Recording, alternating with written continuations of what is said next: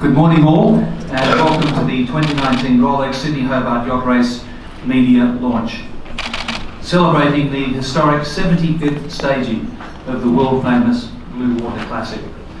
Organised by the Cruising Yacht Club of Australia in partnership with destination partner the Royal Yacht Club of Tasmania, the Rolex Sydney Hobart is firmly entrenched alongside the great yacht racing classics and indeed sporting events worldwide. The notoriously unpredictable 628-mile journey, which stemmed from humble beginnings in 1945, this year proudly celebrates its 75th anniversary. It goes without saying that a race of this level, stature and significance would not be possible without the support of some wonderful partners.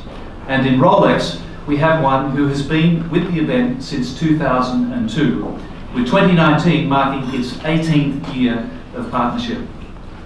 To Patrick Boutillier, General Manager of Rolex Australia, who's with us here today, Lionel Church, and the team at both Rolex Australia and Rolex Geneva, a genuine thank you from everyone at the race and the CYCA for the long-standing support.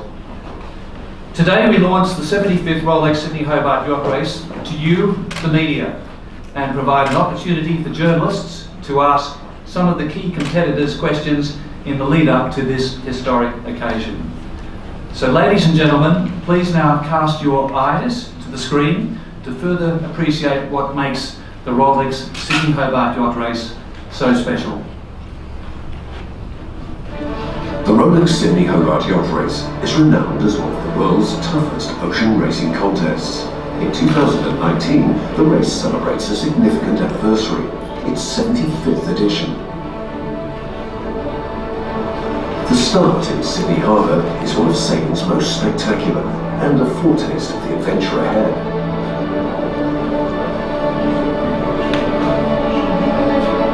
This year's fleet, an impressive 170 yachts, is a clear demonstration of enduring activity.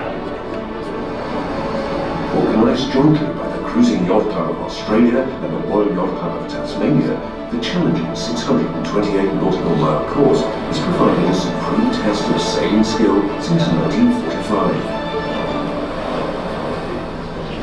Partnered by Rolex since 2002, the event encapsulates the continual quest for excellence and eagerness to push the limits of human endeavour that flows through the Swiss company's sporting associations.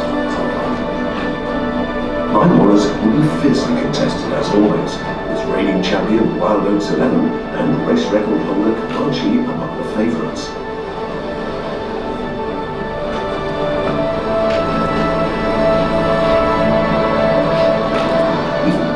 Will be the battle for the Tatterson Cup and the overall win on corrected time. Last year's victor and ninth returns alongside 9 other former winners. For all those who sail this compelling race south to Hobart, simply taking part represents a personal achievement. Their participation also upholds the traditions and values of an event that has inspired generations for 3/4 of a century and continues to do so. The Rolex Sydney Hobart is more than just a race. It is the guide of yachting's most prized ideals.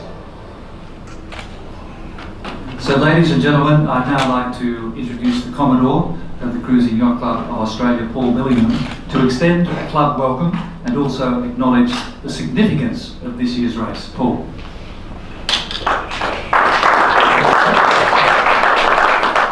Thank you, Gordon. Welcome everybody today to the media launch of the 75th Rolex Sydney Hobart Yacht Race. I think the pictures at the end there really demonstrate what this is about for so many people who'll be making their way south on Boxing Day. Yes, it's about the glory, but also about the fellowship, the community and the friendship they forge before, during and after the race.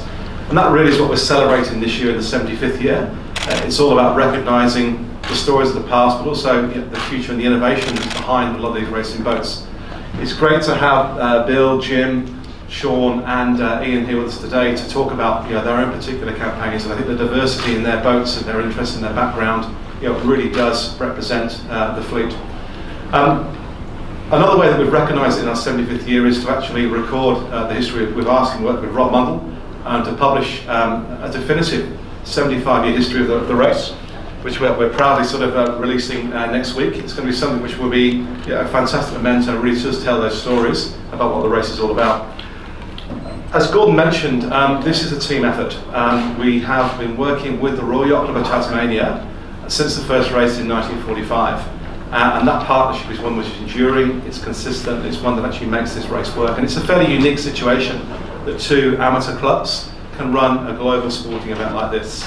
It's something we're very proud of, it's something we work very hard on. That support extends to our own professional teams, the sailing management team, the race officers, the sailing committees and the international juries that we bring on board to make this race work so well. And so I do want to acknowledge and appreciate them at this time. And then finally, as Gordon mentioned, Rolex. So our partnership with Patrick and his team is 18 years long.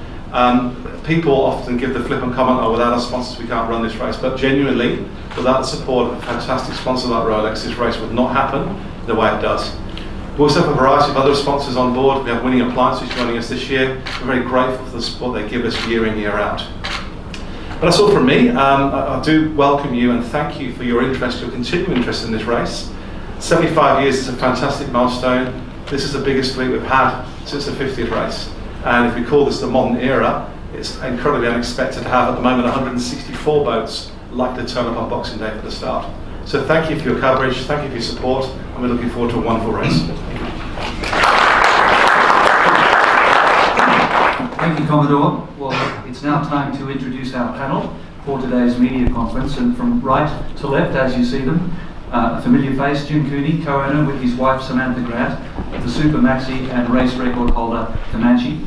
Last year, Comanche led the three other Super Maxis, the eventual Lion Honours winner Wild Oats, Blackjack and Infotrack to Tasman Island, but was eventually pipped for second across by Blackjack after a race-long battle at the head of the fleet.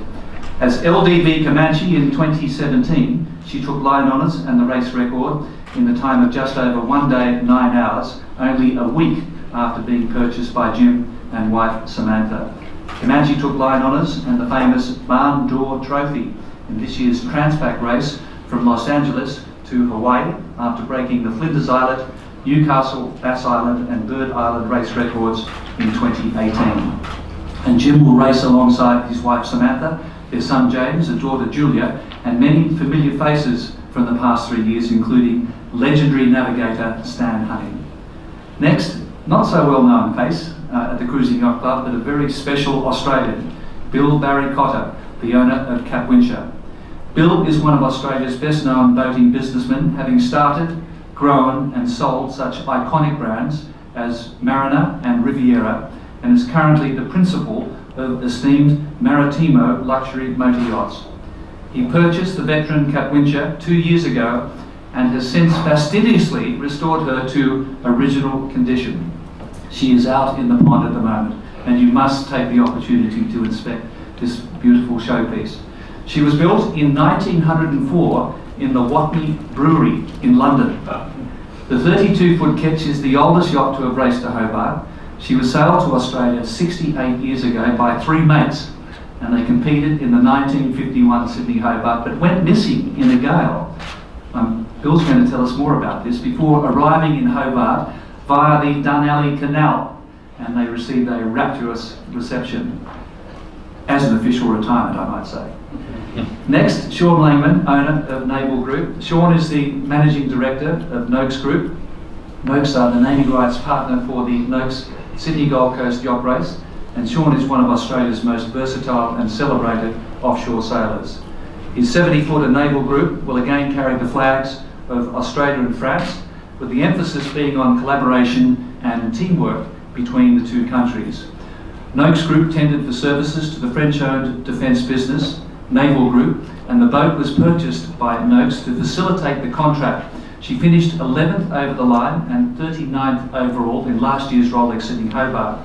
But if the 2018 race for Naval Group was essentially a goodwill delivery exercise, this year is precisely the opposite. The renowned competitive instincts of Sean are very much to the fore. A fully professional crew this year and extensive go-fast modifications. And finally, Ian Murray AM, tactician, Wild Oats 11. Ian is probably Australia's most famous sailor. He will again act as Wild Oats tactician in the 2019 Rolex Sydney Hobart Yacht Race. Wild Oats 11 is the reigning line honours champion, as mentioned, after a thrilling race-long battle with Blackjack, Comanche and Infotrack. The 2019 success celebrated Wild Oats 11's record 9th line honours victory, an accomplishment destined to remain unchallenged. But a recent unscheduled nosedive in the Audi Centre Sydney Blue Water Point Score Cabbage Tree Island race has complicated Hobart preparations. So we'll be hearing a little more about that from Ian. Firstly, can I open up to you, Jim? The 2019 Rolex Sydney Hobart race, a milestone event. It's your 10th Sydney Hobart. What does this race mean to Jim Cooney? Gordon, every Sydney to Hobart, Rolex Sydney to Hobart Yacht Race is a special event. It's certainly one of the most famous races in the world. To be a part of the 75th is particularly exciting, and especially alongside boats like Bill's 32-footer here. It just shows you the diversity of the fleet, the interest in the race and the spirit of the people that are campaigning it. It makes the whole thing much more of a personal event than just a yacht race. And the unpredictability. Certainly the unpredictability. I think it's one of those races that there is no prevailing weather pattern other than it's going to change. Well, you can talk about that with a lot of authority after last year, after leading to Tasman Island. 42 minutes separated the first 4 Super Maxis. You were pipped for second place by Blackjack. In hindsight, is there anything you would have done differently? I suppose of course, you analyse everything very carefully after the event, and the global takeout is we needed to go faster in different parts of the race. We probably ought to have taken some medicine and jived in earlier than we did, and did the typical race tactics, which Ian was probably watching us thinking, why aren't they putting themselves between us and the mark, us and the finish, which is probably what we should have done. And then once we got to Tasman Island, we sailed into the hole, and 3 other boats were right behind us watching that happen, and were able to avoid it. So there's not much you can do about that. And how do you assess the return clash of the Super Maxis this year? This is, I think, going to be more exciting than last year. Everybody, for a start, it's wonderful to see 500 footers on the line. There's nowhere else in the world that you see this happen in such a prominent race, to see 5 big boats like this fighting it out.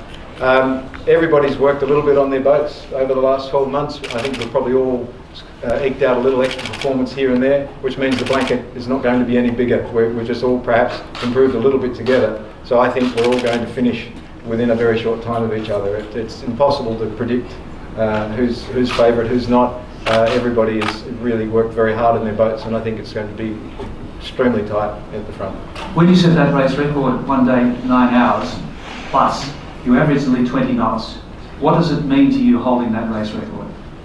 It's a wonderful achievement for the boat and for my crew, and particularly for my family to have James and Julia on board when we did that, and that's why we all do it together. It's something that the family's always enjoyed doing together.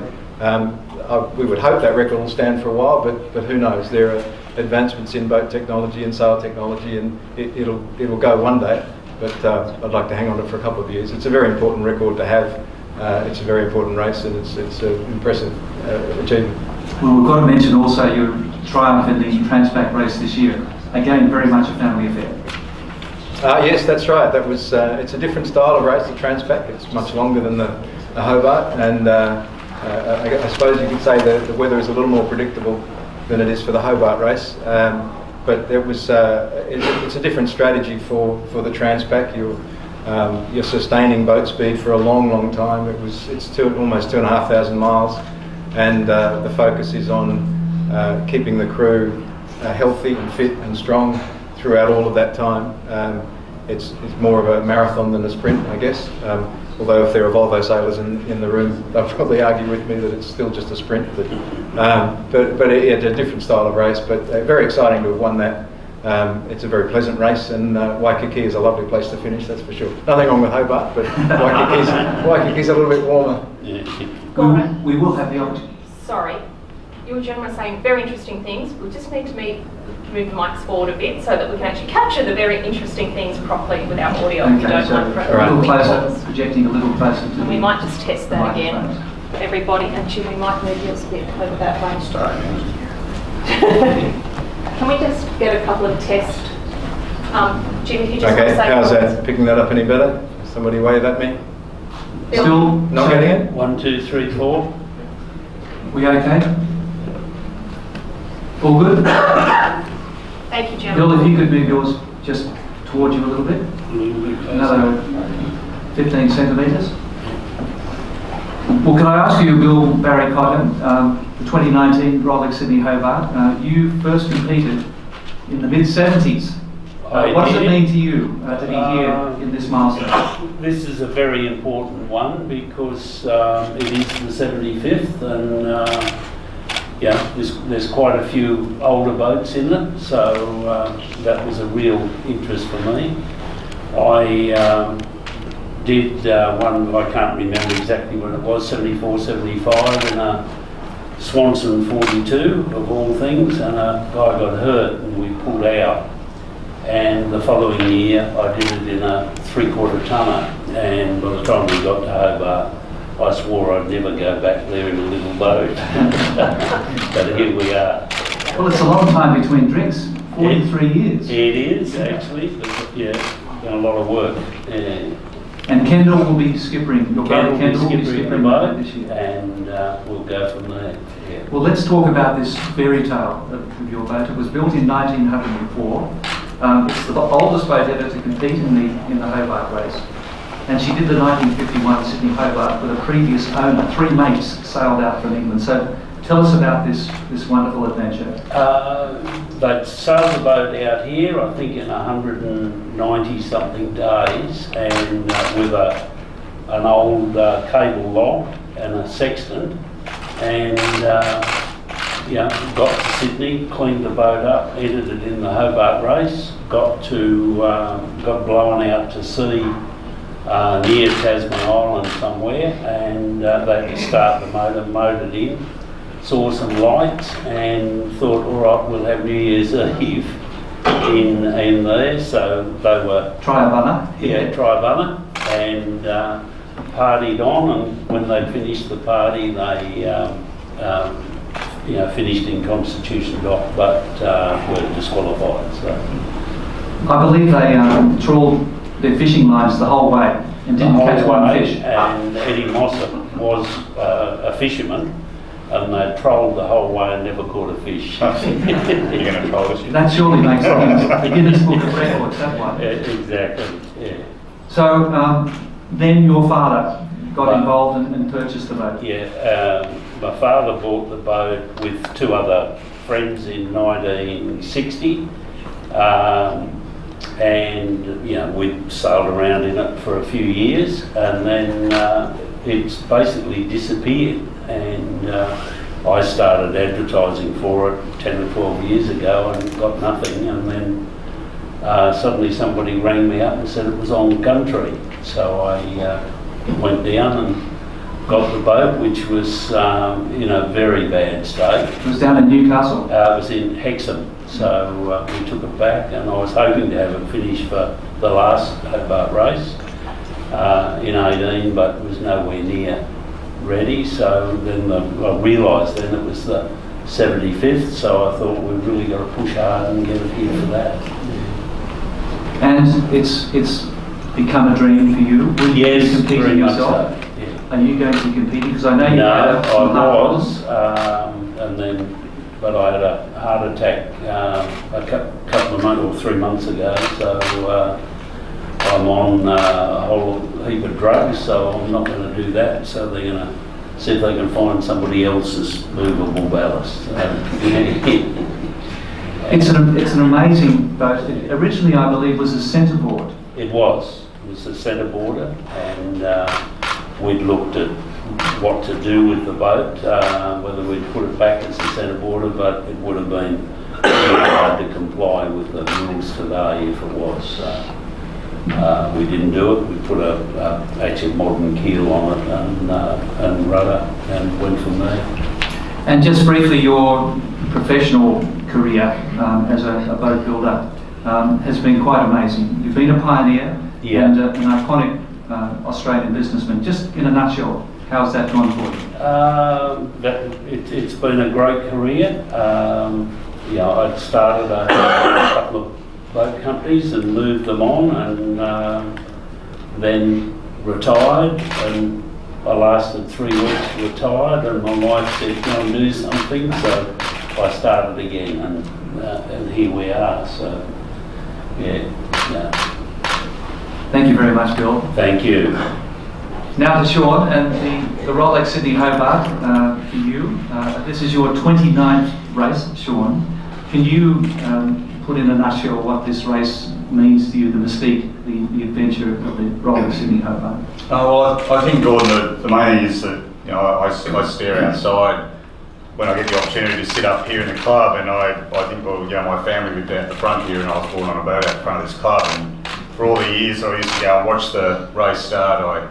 I had such admiration for the people that could do the race, and I dreamed one day that I would crew, and to be able to have the opportunity to skip on my own boat was a dream that came true 20 years ago, and here we are. We're still living the dream. Well, we've seen you on the largest and the smallest, and we all fell in love with Maluka Kamandi. Where is she at the moment? Are we going to see her in a future Sydney Hobart? Yeah, she'll be back in a couple of years. She won't get a record back now, unfortunately. So we were venturing for a few years to get a record back. But, so yeah, look, it's fantastic seeing Bill's boat in the pond. It fills me full of excitement about actually joining the same ranks of the small old boats again. But she's actually down in Port Huon, having a nice time waiting for us.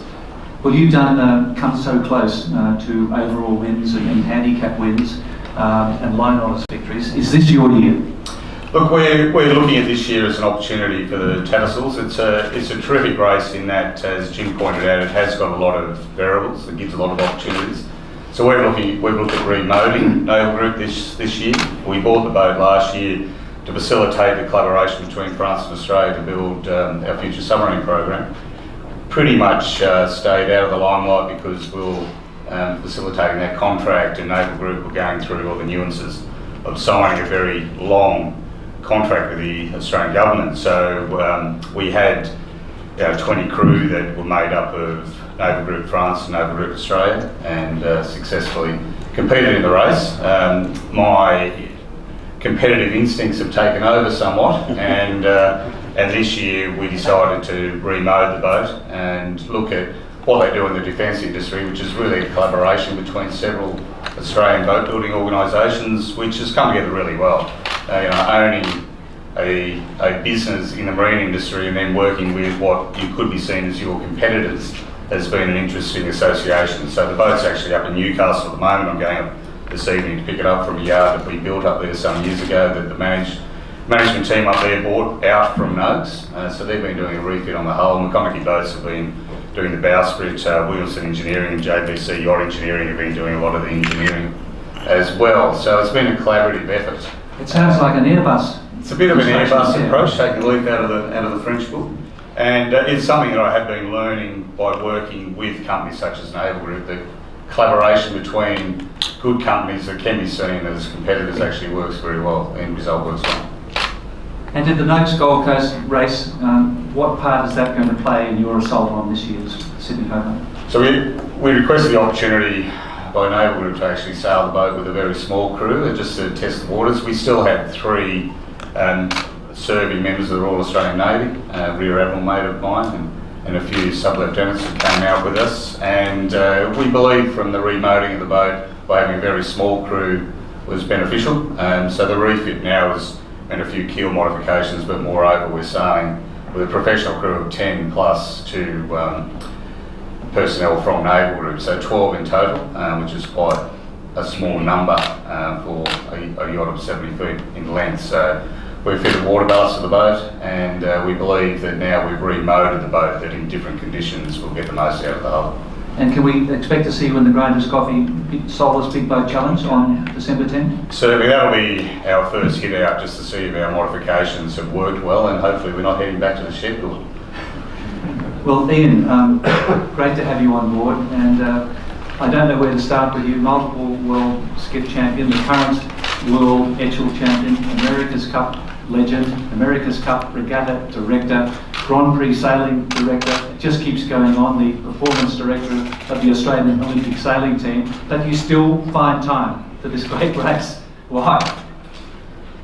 Well, I think, what you've heard is that, there's great passion amongst the sailors for this race. It's one of those things, iconic races, whether it be America's Cup, Sydney Hobart races, and you sit there as a child, as Sean did and I did, and you go and sit on Bradley's head and watch the boats go out, and you get the hook in your mouth.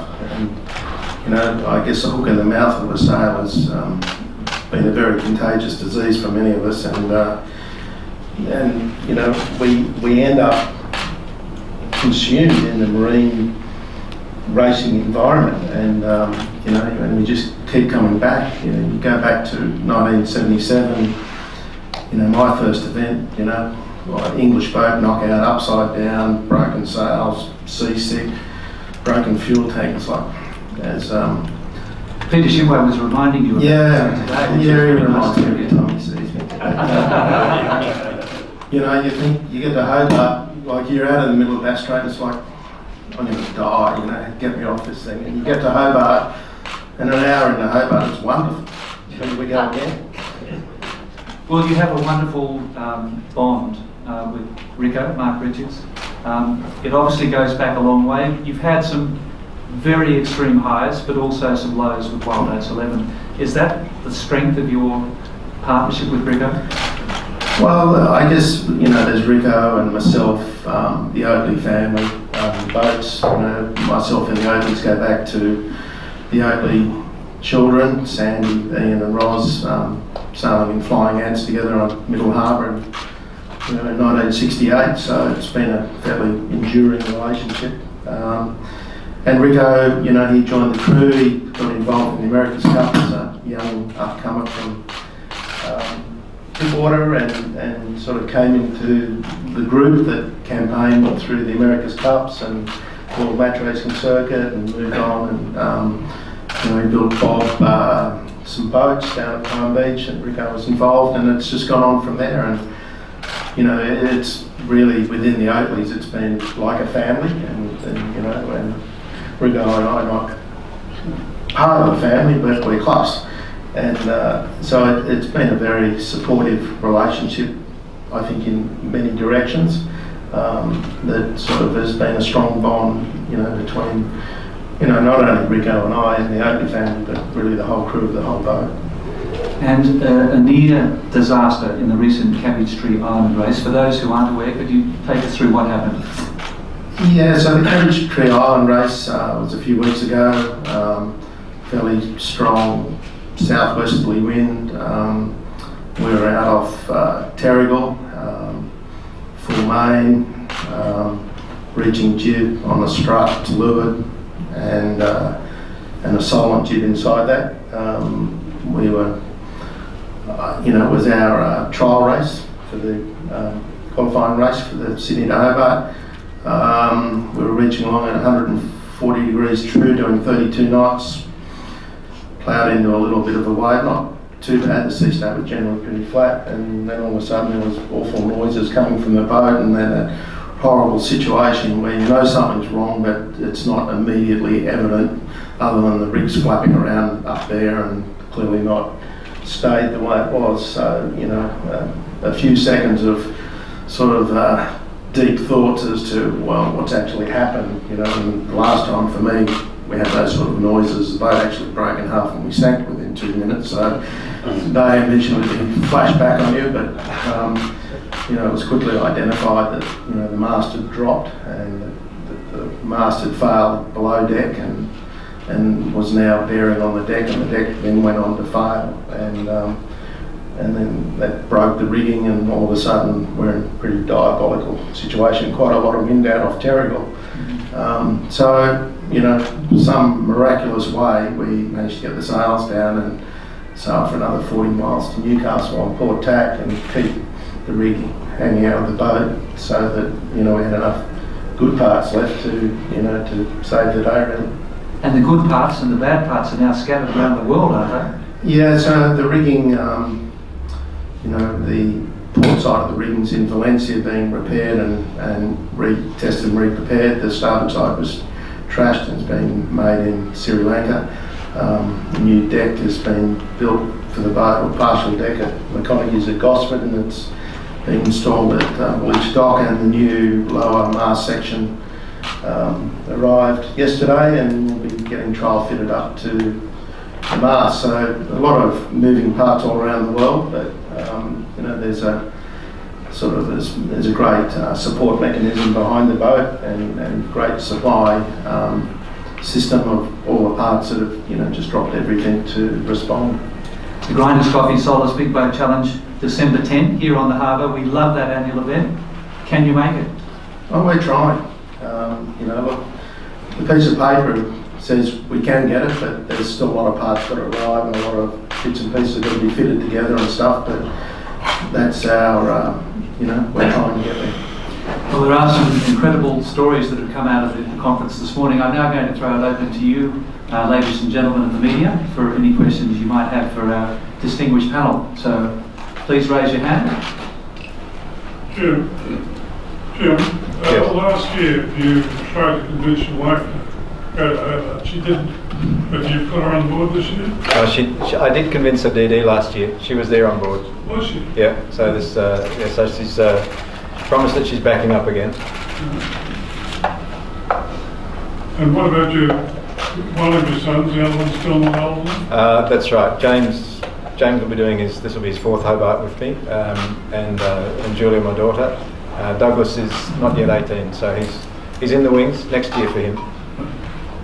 Douglas did the Transpac this year. Yeah, that's right. Doug was on board for the Transpac with James and Samantha. Stephen.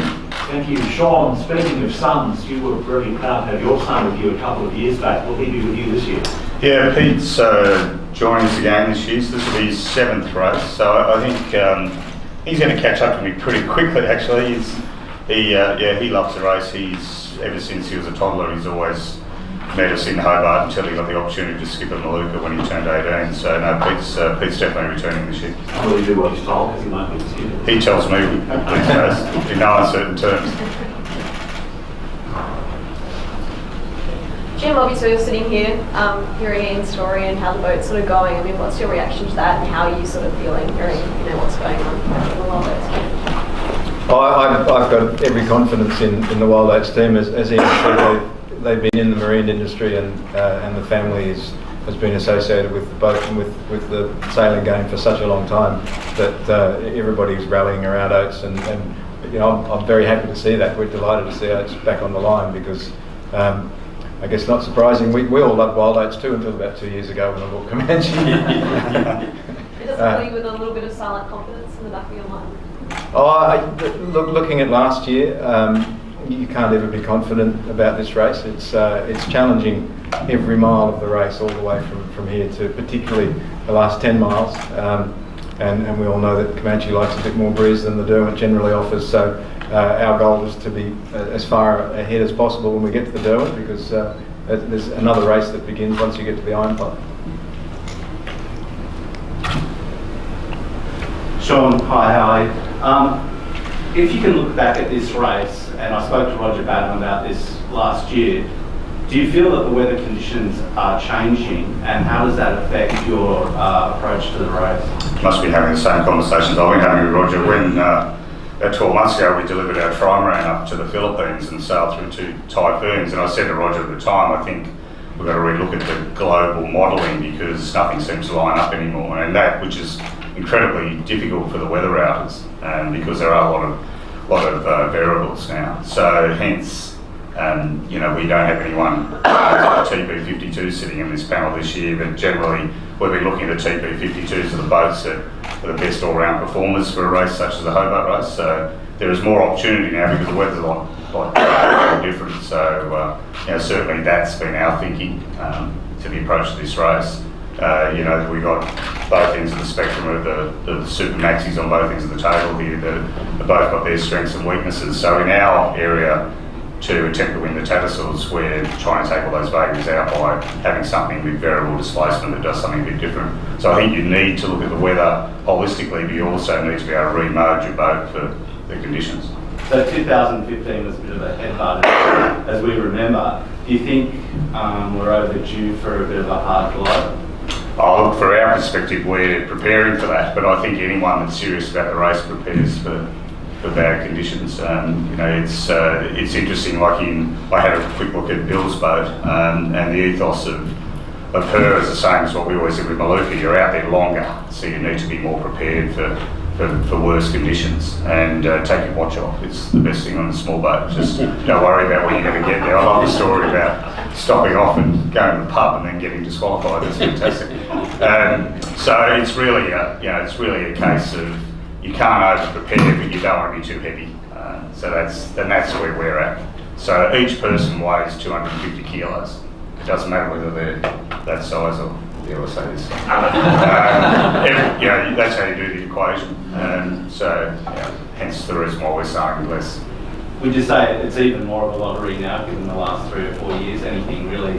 And I know it's going down. I believe so. And look, fortunate enough that I sailed the event a lot of times and finished a lot of times, and you get to the middle of paddock now and then, and someone will say, "Oh, is this bass straight?" And so we'll have some respect, because it can throw it up fairly quickly. So, are we overdue? Yes, statistically we're overdue. Will the fleet be prepared? Will Justine and her office will ensure that we are. She won't allow any of us to slip through the net, which is one of the things that's you're having such a fantastic sailing committee, and the way that the club run the race, as far as safety goes, is it's the best in the world. There's no doubt about that. Ian, how much pressure for you and the Wild Oaks crew in light of recent events to make this a 10th weekend final? Look, we're just out there to race, and whether it's 9 or 10 or whatever, I think for us is we really enjoy racing this boat, and we enjoy the competition amongst all the boats in the Sydney to Hobart race. We've had some great experiences and everything. So for us, it's why the boat exists, and everything around the rest of the year's sailing activities works back from the Sydney to Hobart race. So look, the opportunity to sail these boats is rare. When we were growing up, these boats didn't exist, and as Sean was saying, the big change in this race is the speed of this race. Just over 1 day now, whereas when we started and the little boats, we used to take 6-7 days getting in there before New Year's Eve. So the weather window we actually experience is much shorter. But look, these are just wonderful boats to sail. They may be the last time we sail these boats. The sort of technical aspect of sailing is changing, and as you know, I'm sort of quite involved in all the foiling stuff, and it's probably only a matter of time before old blokes like me don't want to be on things doing 40 knots on foils. So I'll make the most of the 75th. Could this be a blessing in disguise for you and the boat's crew, in that the boat's going to have, like grandfather's old axe, a newer head and a newer head? Look, the boat has been immaculately prepared for a long period of time. We're not 100% sure why the boat is broken. We're expecting, quite an engineering analysis of that over the next couple of days. Obviously, we've addressed a number of things that we think might have happened, and the boat, has always got the best of everything. It's always got great sails. It's had some slight modifications this year, and we're excited to take her out there and see how she goes. We will have opportunities for further questions, one-on-one. I have one last question for Bill. And Kendall, your little brother, is in the audience, the skipper. Would you mind standing up, Kendall, so we can see you skipping down Cap Wincher in this year's race? Just some of the elite crew that you have on board this year. You can only dream of 40 knots, but you did 18 knots recently, I believe. Yes, we did. Kendall, Michael Spears. 43 Hobarts. Yeah, 43 Hobarts he's done. The Rob Case. Then the top 4 of the crew, I think there's 83 Hobart races between them. So.